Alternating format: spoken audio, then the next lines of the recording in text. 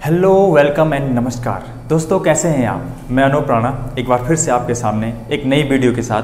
दोस्तों, जैसे कि आप सभी को पता होगा और अगर आपने मेरी प्रीवियस वीडियो देखी हुई है तो आपको पता है दोस्तों, हमने शुरू करा था रेगुलेटिंग एक्ट, जिसे हमने चार्टर एक्ट भी कहा था। और मैंने आपको बताया था कि भारतीय पॉलिटी जब हम पढ़ते हैं, इंडियन पॉलिटी जब हम पढ़ते हैं तो कॉन्स्टिट्यूशन में सबसे पहले द हिस्ट्री ऑफ कॉन्स्टिट्यूशन पढ़ी जाती है। और इसके अंतर्गत हमने शुरू किया था भारत में ब्रिटिश सरकार के द्वारा ईस्ट इंडिया कंपनी को दिए जाने वाले रेगुलेटिंग एक्ट। ठीक है दोस्तों, तो यहाँ पर जो है सबसे पहले मैंने आपको जो है थोड़ा रिवाइंड करा देता हूँ दोस्तों। मैंने क्या क्या आपको पढ़ाया था। मैंने बताया था कंपनी को भारत में ब्रिटिश सरकार के द्वारा दिया जाने वाला पहला रेगुलेटिंग एक्ट था सन 1773 का रेगुलेटिंग एक्ट, है ना। इसके बाद सन 1773 के बाद सन 1781 का एक्ट ऑफ सेटलमेंट और सन 1784 का पीट्स इंडिया एक्ट मैंने आपको पढ़ाया था। इसके बाद आज मैंने इससे आगे सन 1793 का एक्ट आपको बताना है। इससे पहले दोस्तों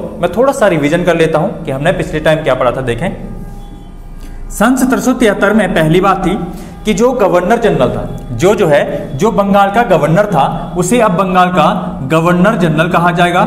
गवर्नर जनरल की सलाह करने और सलाह देने और उसकी सहायता करने के लिए एक एग्जीक्यूटिव काउंसिल यानी कार्यकारिणी सभा होगी। और इसमें जो है कितने सदस्य होंगे? 4 सदस्य होंगे, जिसमें गवर्नर जनरल का एक निर्णायक मत होगा। ठीक है। इसके बाद मैंने आपको बताया था दूसरा पॉइंट कि जो बंगाल, बिहार और उड़ीसा होगा, जो गवर्नर जनरल और उसकी कार्यकारिणी सभा होगी, वो इन 3 प्रांतों के लिए कानून बनाएगी, यानी बंगाल, बिहार और उड़ीसा के लिए।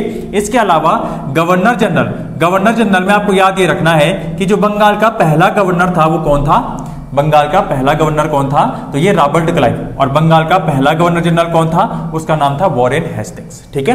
तीसरी बात मैंने आपको बताई थी कि भारत का पहला सुप्रीम कोर्ट, सर्वोच्च न्यायालय की स्थापना सन 1774 में कहां पर हुई थी? कलकत्ता में हुई थी। और किस एक्ट के अनुसार हुई थी? सन 1773 के रेगुलेटिंग एक्ट के अनुसार हुई थी। इसके बाद मैंने आपको बताया था अगला कि भाई जो BOD था, बोर्ड ऑफ डायरेक्टर था, इसमें पहले सदस्यों की संख्या 18 थी। इस एक्ट के द्वारा इनको बढ़ाकर 24 कर दिया गया और इनका कार्यकाल 1 वर्ष जो बढ़ाकर 4 वर्ष कर दिया गया। इसके बाद मैंने आपको बताया था कि BOD के सदस्य BOP से जुड़कर आएंगे। और BOP कौन? Board of proprietors. Board of proprietors मतलब जिन्होंने कंपनी में कम से कम 1000 पाउंड का निवेश करा होगा। ठीक है। इसके बाद मैंने आपको बताया था कि सन 1781 में एक्ट ऑफ सेटलमेंट आया था। सन 1781 में जो एक्ट ऑफ सेटलमेंट आया था, इसके द्वारा जो भारत में सर्वोच्च न्यायालय है उसके न्याय क्षेत्र को सीमित कर दिया गया था। ठीक है। अगला मैंने आपको बताया सन 1784 में जो पीट्स इंडिया एक्ट था, इसमें मैंने आपको बताया था कि भाई जो BOC था, इसका गठन यहां पर हुआ, जिसमें कुल 6 सदस्य थे। और BOC को जो है कौन से अधिकार दिए गए थे कि भारत में जो प्रशासनिक मामले हैं, जो आपके जो है सैनिक, अर्धसैनिक और न्यायिक मामले हैं, ये किसके पास आ गए थे? BOC के पास आ गए थे। और इसके बाद जो है मैंने आपको बताया था, आज मैंने आपको बताना है सन 1793 का रेगुलेटिंग एक्ट। ठीक है। तो चलो दोस्तों शुरू करते हैं सन 1793 का रेगुलेटिंग एक्ट। चलो अब देखिए दोस्तों, सन 1793 में आपको सिर्फ 2 ही बात याद रखनी है जो एग्जाम में पूछी जाती हैं, जिसमें से एक बात इंपॉर्टेंट है। वो बात क्या है? देखें, वो बात है कि पहली बार सन 1793 में जो ईस्ट इंडिया कंपनी थी, इसको भारत में व्यापारिक एकाधिकार प्राप्त हुआ था। क्या मिला था? एकाधिकार यहां पर दिया गया था। यानी अगर आपसे पूछा गया कि भारत में ईस्ट इंडिया कंपनी को व्यापारिक एकाधिकार किस रेगुलेटिंग एक्ट के द्वारा दिया गया था, आपका आंसर होगा सन 1793 के रेगुलेटिंग एक्ट के द्वारा दिया गया था। और दूसरी एक सिंपल सी बात यह है कि जो बोर्ड ऑफ कंट्रोल, जिसकी स्थापना कब हुई थी? सन 1784 में हुई थी। सन 1784 में जो BOC की स्थापना हुई थी, इसका वेतन और भत्ते अब भारतीय राजकोष से दिए जाने थे। ये कोई बड़ी बात नहीं है। हमें याद रखना है कि जो कंपनी के व्यापारिक एकाधिकार थे, यहां पर पहली बार मिलते हैं। परसों एक वीडियो के एग्जाम में पूछा गया था कि कंपनी के व्यापारिक एकाधिकार को पूर्ण रूप से समाप्त कर दिया गया था, तो सन 1833 के रेगुलेटिंग एक्ट के द्वारा इसको पूर्ण रूप से समाप्त कर दिया गया था। ठीक है। तो दोस्तों यहां पर जो है आपको बस एक बात याद रखनी है कि यहां पर पहली बार सन 1773 में कंपनी को पहली बार व्यापारिक एकाधिकार दिया गया था। ठीक है। चलो अगला जो रेगुलेटिंग एक्ट आएगा वो आएगा सन 1813 1813 का रेगुलेटिंग एक्ट। ठीक है, इसमें क्या था? देखो इसमें तीन बातें सबसे मुख्य थी। देखो पहली बात तो कंपनी को अगले 20 वर्षों तक भारत में या भारत से व्यापार करने का यहां पर चार्टर प्राप्त हो गया था, यानी 20 साल तक व्यापार करने की अनुमति यहां पर कंपनी को मिल गई थी। दूसरी बात, भारत में ईसाई मशीनरीज को प्रचार प्रसार करने की स्वतंत्रता। दोस्तों ये क्या है? देखो ईसाई मशीनरीज को हम बोल सकते हैं ईसाई धर्म प्रचारक, यानी ईसाई धर्म के प्रचार प्रसार करने वालों को भारत में पहली बार अपने धर्म के प्रचार प्रसार करने की स्वतंत्रता दी गई थी। यहां पर इसका मायना आप समझ सकते हैं। देखो भारत में जो हिंदू धर्म था, इसमें हिंदू धर्म में जो ईसाई लोग हैं वो आकर हिंदुओं को अपने धर्म में परिवर्तित कर सकते थे या उन्हें इस तरह मोटिवेट कर सकते थे कि वो उनका धर्म अपना लें। इसका प्रभाव छोटा, देखो पहले तो ये बड़ी बात नहीं थी, लेकिन बाद में जब आगे चलते हैं तो 1857 की क्रांति का एक मुख्य कारण ये भी था, क्योंकि 1857 की क्रांति जब हम लोग पढ़ते हैं तो इसमें एक कारण ये भी होता है कि जो ये ईसाई धर्म है, ईसाई धर्म प्रचारकों के द्वारा भारतीय क्षेत्रों में या भारत में अपने धर्म का प्रचार प्रसार करना और भारतीय लोगों को अपने धर्म में परिवर्तित करना, चाहे वो जबरन हो, चाहे वो जो है समझा के हो, कैसे भी अपने धर्म में परिवर्तन करना। इसीलिए यह आपको याद रखना है कि पहली बार ईसाई धर्म प्रचारकों को भारत में प्रचार प्रसार करने की स्वतंत्रता सन 1813 के रेगुलेटिंग एक्ट के द्वारा प्राप्त हुई थी। ठीक है, अगली बात यह थी कि भारत में कंपनी के द्वारा 1 लाख रुपए शिक्षा और शोध पर खर्च होगा।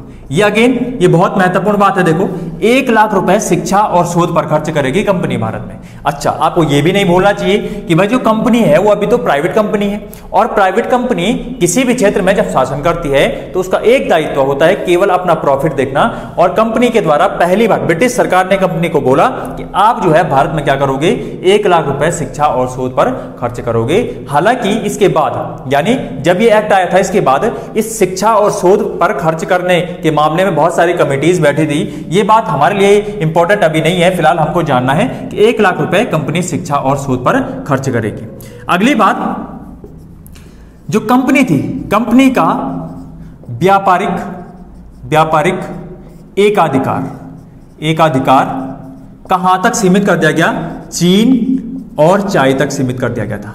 यह भी अपने आप में बहुत बड़ी बात थी। देखो कंपनी का जो ट्रेड मोनोपोली यानी व्यापारिक एकाधिकार चीन और चाय तक सीमित कर दिया गया था। यह भी आपको जो है इंपॉर्टेंट बात थी। अब मैंने आपको इससे पहले बताया था, परसों एक क्वेश्चन पूछा गया था कि कंपनी का व्यापारिक एकाधिकार पूर्ण रूप से समाप्त कब कर दिया गया था। तो यहां पर आपको याद रखना, यहां पूर्ण रूप से समाप्त नहीं हुआ था, यहां पर कंपनी का व्यापारिक एकाधिकार चीन और चाय तक सीमित कर दिया, चीन और चाय तक सीमित कर दिया गया था। ठीक है, चलो अगला देखते हैं दोस्तों। देखो अगर जो है आपको ये लिखना है तो आप स्क्रीनशॉट ले सकते हो। ठीक है, चलो अब देखें अगला।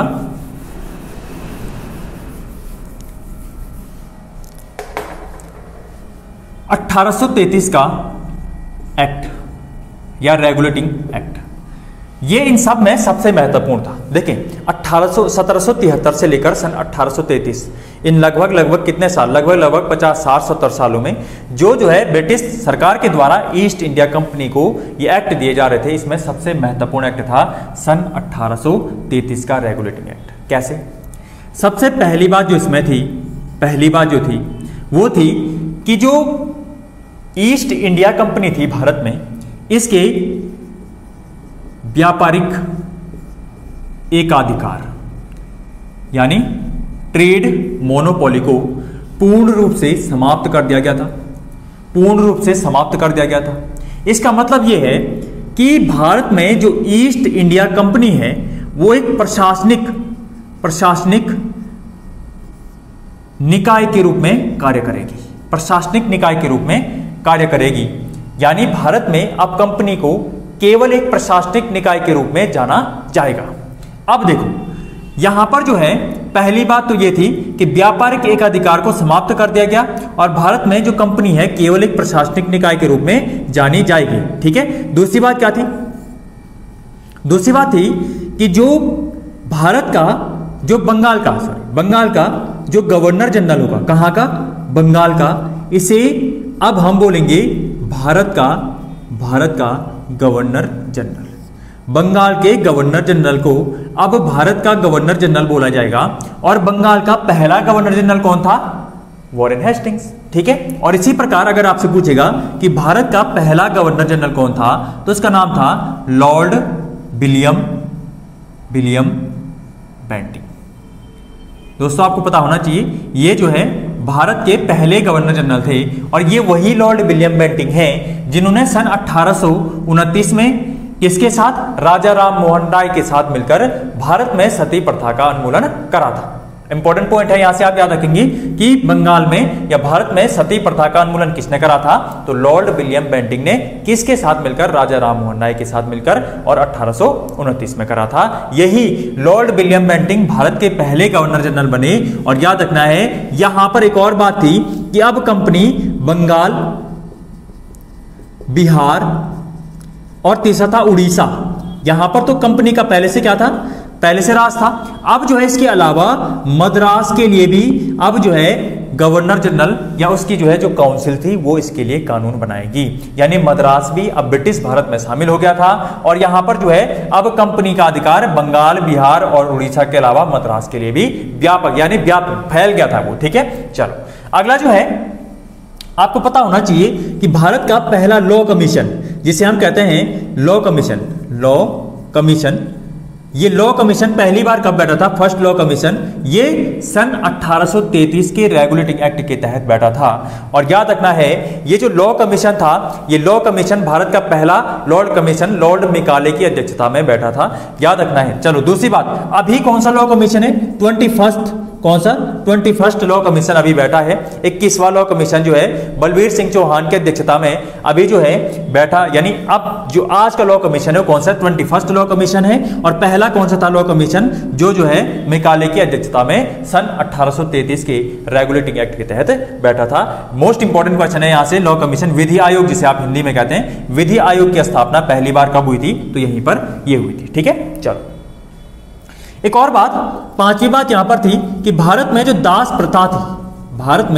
दास प्रथा थी इसको भी इस रेगुलेटिंग एक्ट के द्वारा गैर कानूनी घोषित किया गया था। ऐसा नहीं था कि भारत में पहली बार दास प्रथा का विरोध हो रहा था या अंग्रेजों ने इसके खिलाफ कानून लाए थे, ऐसा नहीं था। भारत में इससे पहले कई बार इस प्रकार के कानून लाए गए थे, लेकिन ये सबसे व्यापक रूप से एक पहल थी भारत में दास प्रथा को समाप्त करने की। तो इसका जो है अगला पॉइंट आपको पता होना चाहिए कि भारत में दास प्रथा को गैर कानूनी घोषित कर दिया गया था। और एक अगला पॉइंट आपको पता होना चाहिए दोस्तों यहां से कि भाई जो गवर्नर जनरल था, मैंने आपको जो है जब 1784 का पीड्स इंडिया एक्ट पढ़ाया था तो मैंने बोला था कि गवर्नर जनरल की जो एग्जीक्यूटिव काउंसिल होगी अब इसमें एक सदस्य को क्या कर दिया गया था? समाप्त कर दिया गया था। यानी अब गवर्नर जनरल की जो है कार्यकारी परिषद में केवल 3 सदस्य होंगे। लेकिन 1833 के रेगुलेटिंग एक्ट में गवर्नर जनरल की कार्यकारी परिषद में चौथे सदस्य को अस्थायी रूप से नियुक्त कर दिया गया था। कहा जाता है इसे एक विधि अधिकारी के रूप में यहाँ पर या विधि अधिकारी के रूप में यहाँ पर